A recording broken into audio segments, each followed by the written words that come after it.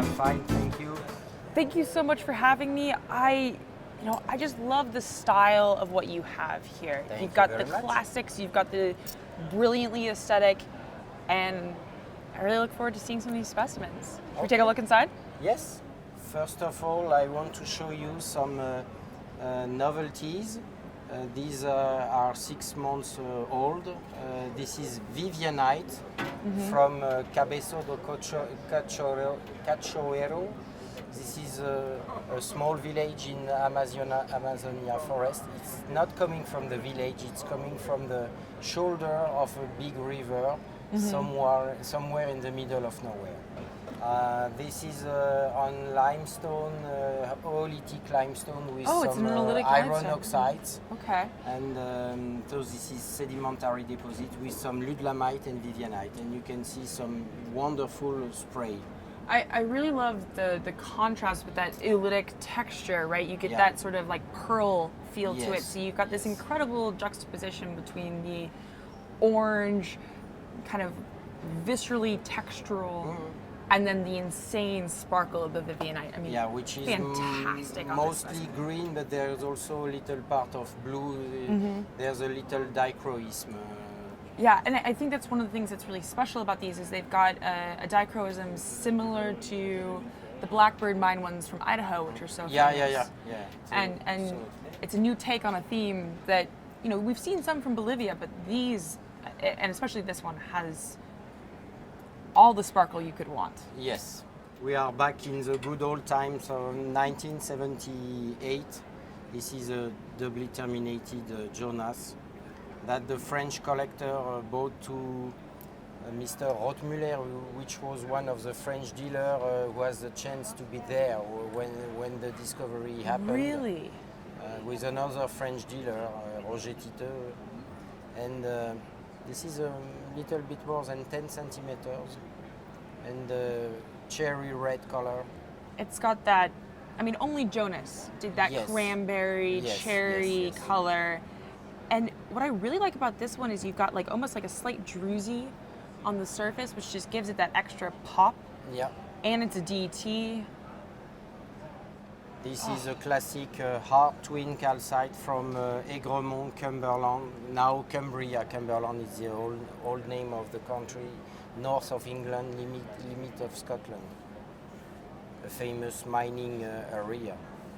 And it's just, the twin on this is so beautifully defined. You got this great twin plane here. It's got those beautiful striations on there that just catch the light and really define the faces. There's absolutely no question. And it's even got those sort of the rainbow style to it as well, and the way it catches the light. And speaking about very old things, something very unusual and could be a classic, but it's not because of maybe of the political events of the country. This is a Tetrahedrite from the late 19th century from Algeria, and I think there is from Algeria. Very few specimens coming from Algeria, mostly the Senarmontite, which are the best known. And there is 3 localities for Tetrahedrite. The main one is Musaya, where there is some big crystal, very, very bright, that size. And that one, Bujudun, it's only a small secondary vein, a few kilometers away from Musaya. And this belongs to the Colonel Vézinier, the famous French collector from the 50s.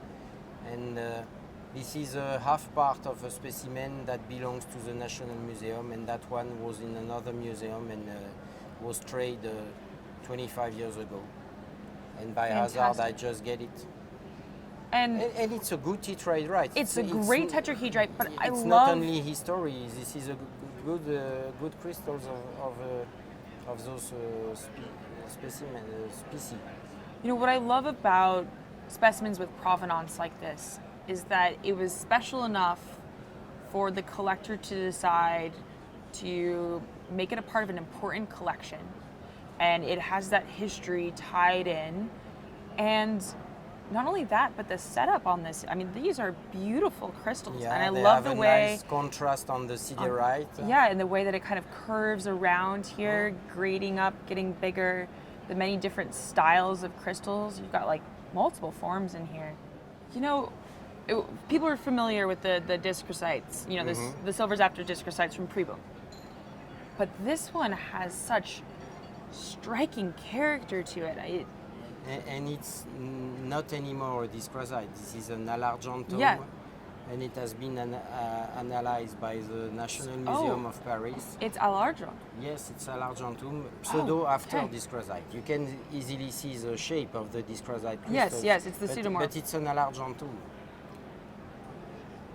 You know, the contrast here just gives it that little extra zing, as it were, panache. Allargentum, that means there is between 8 and 12% of antimony in the silver? In the silver, yeah.